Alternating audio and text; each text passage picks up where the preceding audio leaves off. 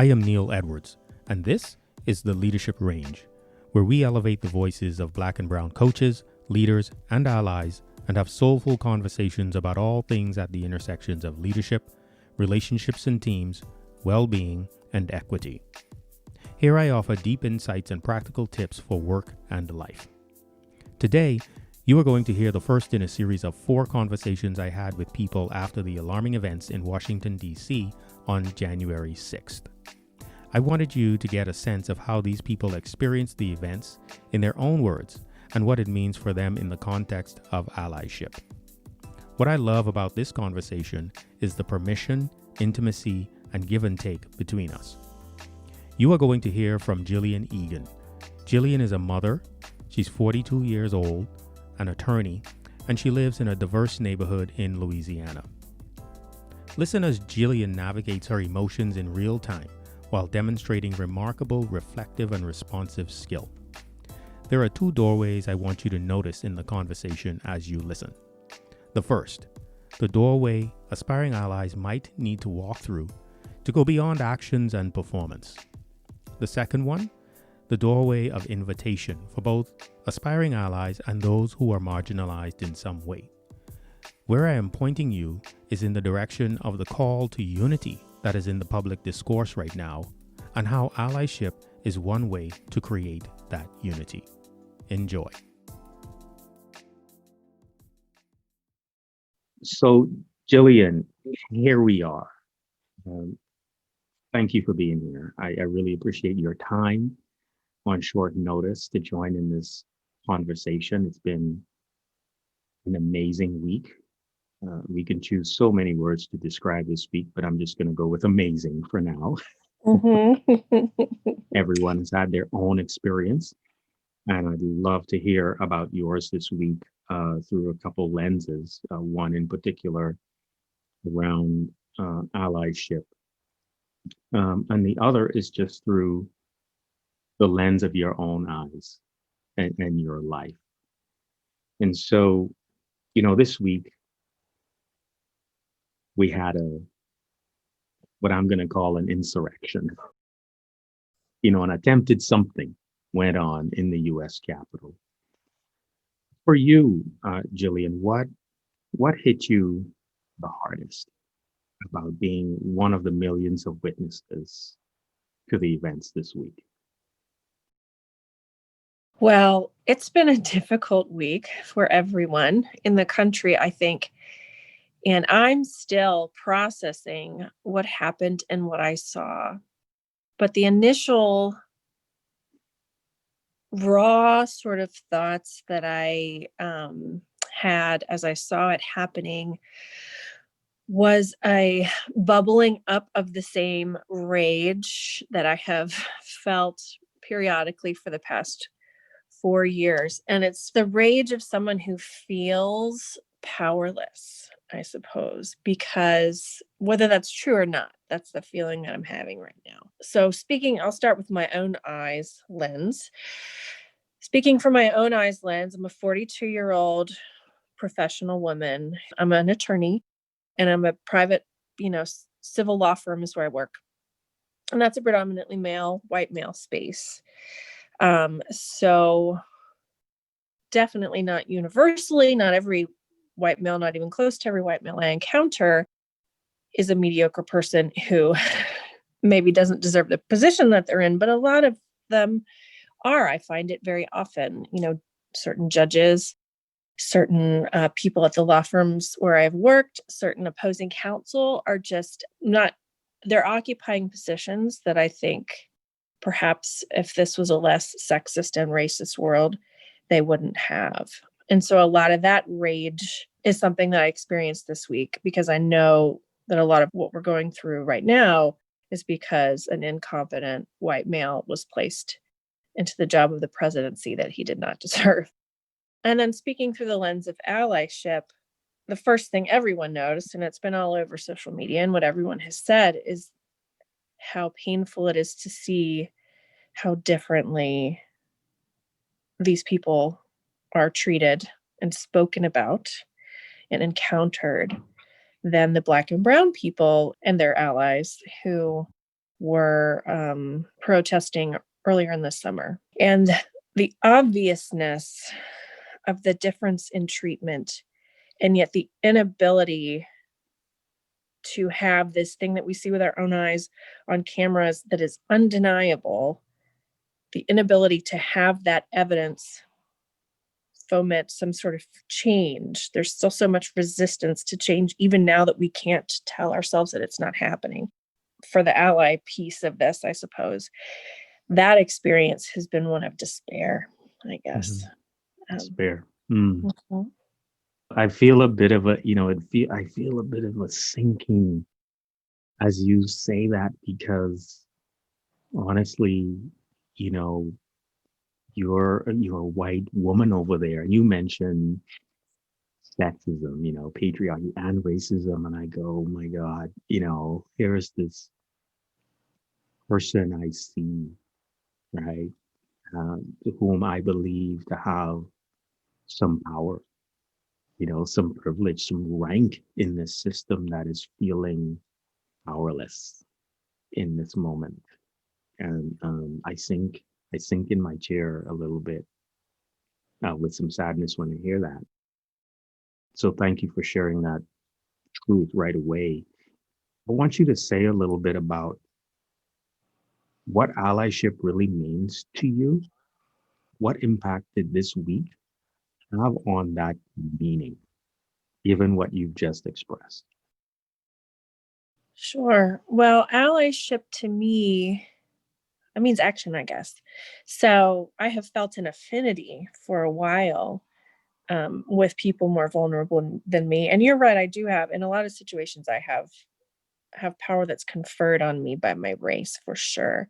I'm one of the least threatening looking people. I'm a white 42-year-old mom, and that buys me a whole lot of privilege and a certain type of treatment. And so actually, my street is predominantly African Americans. We live in a very socioeconomically and racially and age mixed neighborhood, which I like and is by design. And so I look out for them, and occasionally, police will come and knock on the door.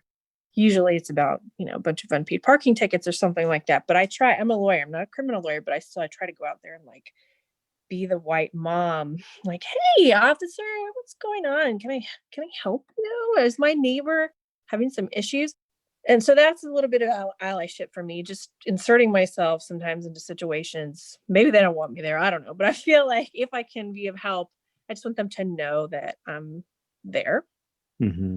And another piece of allyship is in my firm and in the work that I've done. For example, we have an African American babysitter who's maybe 28, 29. She's been working forever to get her degree, and she finally got it in HR. And I'm trying to find her a job. I'm trying to use my connections through my law firm and what that's gotten me through my community to see if I can get her put in front of some people to have some interviews that she might not otherwise have.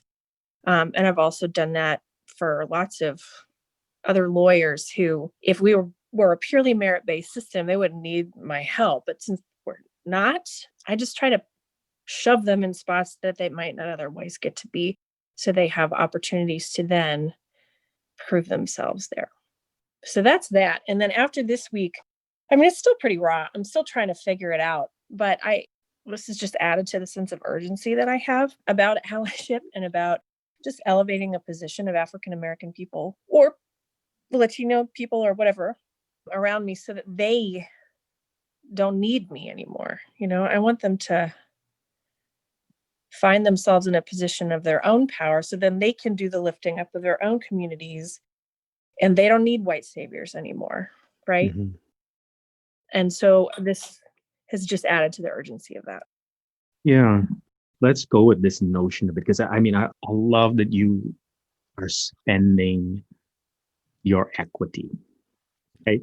Inserting yourself and say, I'm going to be the white mom on the block that goes and has, I'm going to have that conversation with the police. Mm-hmm. And I love how you just sort of slipped right into that persona the way you did it. It's a little bit of an act. Yeah, gotta be a little dumb. Yeah. And being an advocate, not just being an advocate for, but putting people you care about, Black, Latino, whatever, in positions where they can gain access, where they may not otherwise have that access. And then you mentioned this notion, you're helping them, sort of this white savior. Here's my question. Have you had conversations with any of these people that you help? Have you asked them how you could support them? Have they come to you and asked you for something? What happened there to draw you into this? Or was it all something internal to you that compelled you to do what you said, which is take action? I think it's more internal. I do have one particular friend I'm thinking of who I've had pretty open conversation. Actually, I have two probably. They're both former colleagues, both Black women, really good lawyers. And we've had some really open conversations about these kinds of things. And I feel really comfortable talking to them about it. And they do too. One of them is senior to me and she's helped me with stuff. And then one of them is a little bit junior to me. And I put her in the positions like I was talking about. But most of it is driven by my experiences. And here's why. Because I've been in numerous situations as a female in a predominantly male space where something was done, like one particular time, something snide was said about an upcoming maternity leave and how only weak people take maternity leave. Stupid. But I was sitting in this room full of men, white men, who I know respect me and are my colleagues, and none of them said a word. And later they spoke to me one-on-one. We're like, oh, we're so sorry he said that. He's so dumb. We hate him, Blah, blah. I said, okay, great, fine, whatever. But say something there. Don't be such a wuss. Like, spend some of your political capital in this room to show everyone in the room, not just me, the other woman in the room who may have a baby one day, and the other men in the room who may say something like that one day, to show them that this is not okay. That was a really dumb thing he said, and he's not going to be able to say that. That's just one example, but some things like that have happened in the past where someone had an opportunity to be in LA and stand up and they didn't. And then they told me later that they disagreed with what happened. And I just thought how much more powerful it would have been if they had sort of joined me in the moment in front of everybody and just done something. It's not that hard. It takes a little boldness, but we're lawyers. We fight with people all the time. Like, why can't you do that? Do you have an example where you've done that in the moment? Well, no. I mean, if I thought for a minute, I might. I can think of a couple examples where I wasn't as brave as I wanted to be. Will you share one of those? Sure. So I worked at a bunch of law firms. So this is not my current law firm. It was a previous one. And it was like a good old white boy law firm, just the easiest way to put it. And we were in the break room, a whole bunch of us, including one of my mentors who's a Black man. I would jump over a cliff for that man. He's just a wonderful lawyer and a wonderful mentor. And some of the older white men in the room were talking about the Blacks. Well, he was in there and there was another Black attorney there, the only two in that office. They said, this is looking like the Black lawyer caucus or something like that. We got a lot of Blacks here now, which was it's not the most offensive way to talk about Black people, but it was just weird. It was like, oh, clearly you don't see these as people. You see these as Black people. There's the Black people and then there's just people. And, I made a comment, but it wasn't as strong as it should have been. I said something like, do we call them Blacks? Is that, I try to like diffuse it with humor, but in the moment, I wasn't brave enough to say, what is wrong with you? That's not a word we use in 2000, whatever year it was. So you said what you said out loud, however you said it, and you were saying some things I make up to yourself internally. Yes. And you were experiencing it internally. Yes. Tell us about that. Well, I felt this sort of twist of anxiety that you can feel sometimes when you're like, okay, this is a time when I could do the right thing and possibly get myself in trouble, or I can be a little sneakier and try to keep myself out of trouble. Because the Black man who was my mentor had lived with us for years, but the Black woman was a brand new lawyer. And I didn't want her to think that I was going to let that go, or like that was an okay thing and that was something she was going to have to live with for the rest of her career. But I also didn't want to get in trouble because I was pretty unaware myself. So this is all the internal things that are happening. And then also, like, I'm just so sick of working with these people. I just can't do this anymore. I don't want to be around them. I don't like, this is a waste of my energy, feeling this rage for the way they're behaving.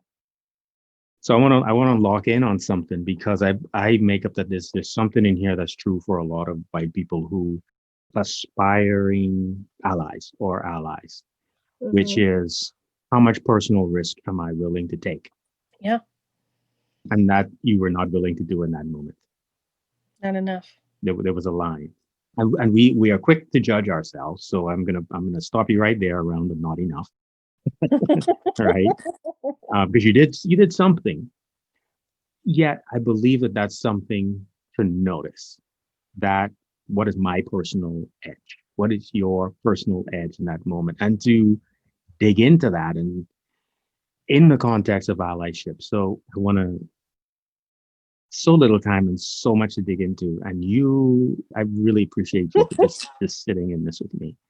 You talked about taking action, and most of it coming from the inside, internal. So I want to make a request, but I have to ask your permission. May I make a request of you? Okay. Okay. Because you get to say no, you get to say yes, you get to reflect on it or ask me more about it. What if, in some of the relationships that you have with Black people, other marginalized people, you get into a conversation and you ask, and you give some examples, and you say, what would you expect from me if I am your ally in this type of a situation? And design that so that if a situation like that came up again, you would know what that person you are trying to support expects, and you would understand what you need to do, and you would have made some agreements. How might that be different? I want you to do that. That's my request. How do you react to that? Well, so I think that's smart. I think, Glennon Doyle Milton talks a lot, not about in race specific situations, but just about practicing things. If you want to be brave in a situation, brave enough to do something that's uncomfortable, it's a really good idea to practice, even like say the words a couple times so that you're ready, so that when you're nervous and in that situation, you're ready. And so I like the idea of asking someone what would be the most helpful, and then I can practice it, and then I'll have confidence that it's right. Because I'm also very sensitive to not making it worse for them. Like a lot of the Black people that I've worked with, and it's largely African American just because of where I live, Louisiana. If I lived in California, I think there would be more Latino and Asian folks that were dealing with this. But a lot of them sort of want to skate by too. They don't want a big like shining light on them when something bad happens. They just want it to go away. And so I want to be able to feel confident that I'm doing what they need from me. The other thing, though, and I'll be honest, it makes me a little bit nervous about it, is I'm thinking of two friends in particular who are just really good friends. And I would never say the words, I don't see color, because I think that's not a great phrase. It's also bullshit. But I guess I try to, when I, it is. And it's not a value, right? Like, you want to see people for who they are, all that they are. But true, honest, of course I see color. And of course, when we're together and we're friends and we're hanging out and we've spent nights in hotel rooms together, I mean, we're really close. That is always there. The fact that I'm white and they're Black. And it adds this little tiny layer of distance, which I don't like, but it's there because I'm afraid that there's going to be some cultural touchstone that we don't have in common that's going to make it hard for us to communicate. There's just a lack of affinity, I guess, in certain things that we're not going to be able to overcome. And so the thought of asking them that makes me feel like a little bit worried that gap would grow a little bit bigger, because they would think that I see them as Black first and friend second. And I don't have any coherent thoughts about that. That's just what comes to my head. Yeah. No, I appreciate that. And some of my friends know this, and some of my white friends, some of my friends from various Asian countries know this about me. When you're in an interracial friendship and you pretend like race is not there, the friendship is less intimate and less powerful and less connected than it otherwise could be. Because there is no denying the fact that it is a interracial friendship, right? So just want to throw that out there. I believe that there is potential for strengthening the friendship and the relationship by having that courageous conversation and taking that step action alone, which is wonderful, to relationship and co-designed action, creating it with them. And so you did something that I didn't ask you to do, but I want to give it a name, and that is you spoke about the unspoken in your relationship. So thank you for that. Believe that there are a lot of people, a lot of white people, and perhaps a lot of, maybe I make up more white women because women are generally more relational and intimate, carry what you carry. The fear to have that conversation and not say what you know is there, but you want to. What is lost? I'm going to tie this back to the events from this week. In those friendships, in those relationships, when you see what you see in the world, like you saw this week, and you don't name those things in those relationships, what do you think is lost? Well, definitely an opportunity for deeper intimacy and honesty.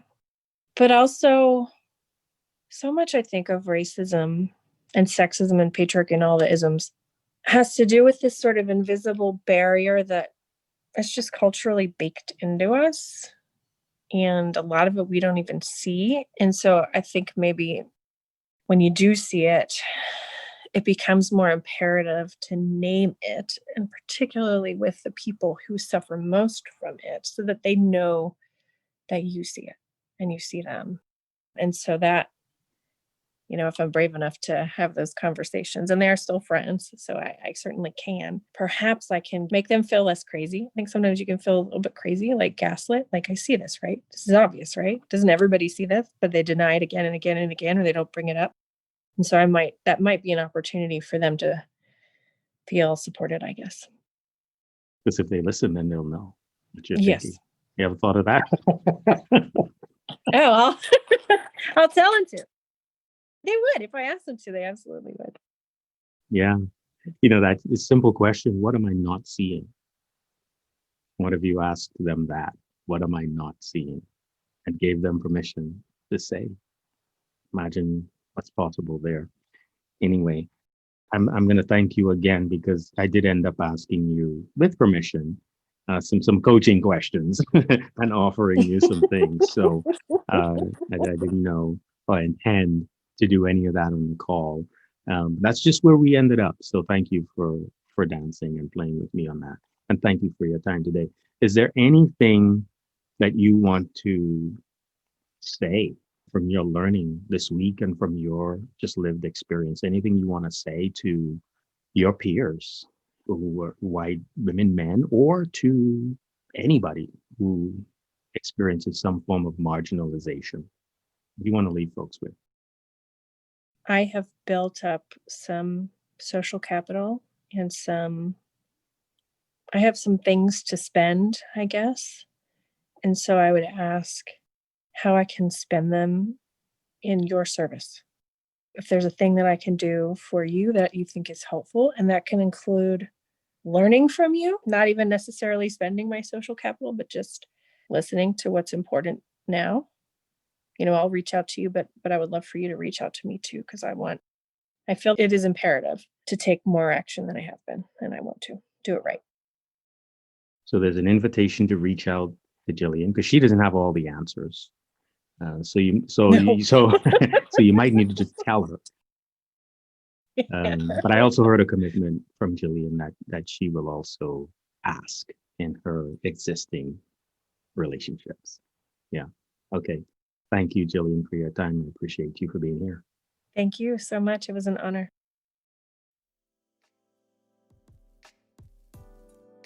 Thank you, Gillian. A courageous step in a crucial conversation. First ask, what am I not seeing? What I would say, folks, is be prepared to listen with an open mind and open heart. Rage and powerlessness. What do you do with that? I have certainly felt some combination of both of these emotions, and Gillian said these right out of the gate. My guess is many people have felt some version of it. Gillian also described a deep sense of despair when she was seeing what she saw, and we see essentially no movement toward a change in spite of the clear evidence in front of our eyes.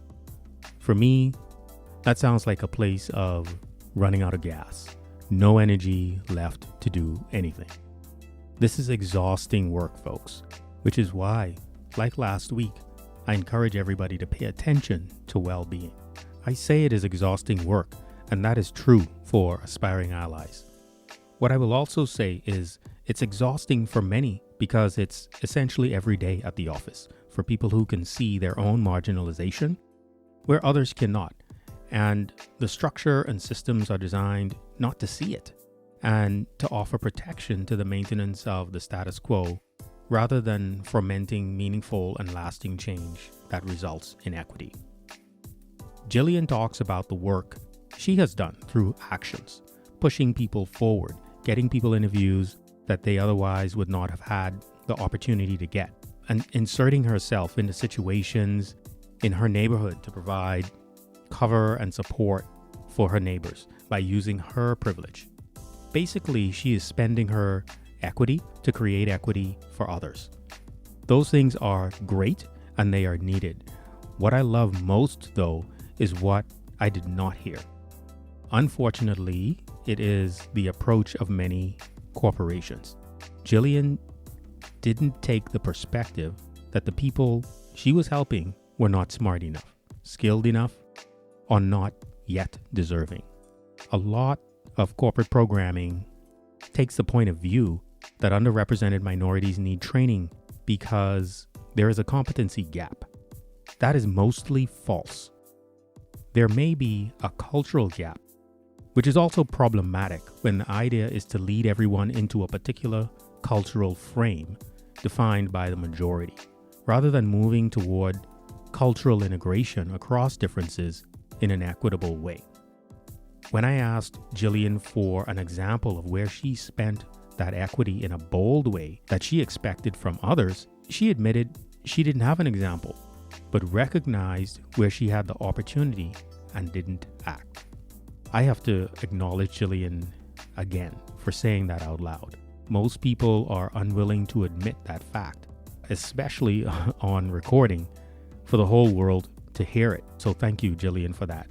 Anyway, if you are an aspiring ally, you know what your inner voice is saying. There's no question about it. You have an inner voice that's running almost all the time. Now, I'm not suggesting you go around blasting everybody. You should not try to blast yourself either for the failures. What I do invite you to is a new kind of allyship where you have the conversation you need to have with those who you want to support and ask them how they expect you to support them. In that conversation, agreements get made. And as Gillian pointed out, you will become more confident at supporting the people you care about and are in relationship with.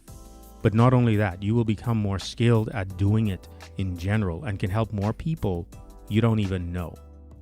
Your own avoidance and silence as a person in a position of rank, power, and privilege is likely a greater impediment to producing small and large changes in the workplace and the world that you say you want. When I asked Gillian what is lost in not having conversations across differences, her response immediately was intimacy. If you're familiar with the work of the Trusted Advisor Associates, then you might be familiar with the trust equation. In it, intimacy is a crucial element, often missed in the workplace. It's a crucial element for developing trustworthiness according to this trust equation. And I would venture it is measurably more absent when working across cultural and racial differences.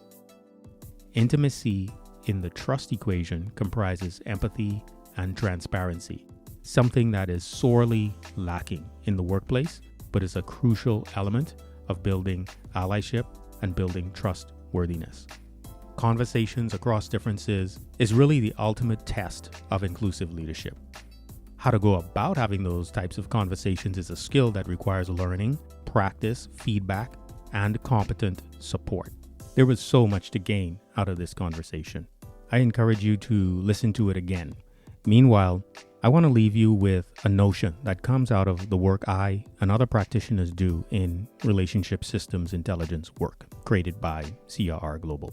It is an idea that begins to open the door to conversations across differences, and it can perhaps be used as a bit of a mantra. Here it is.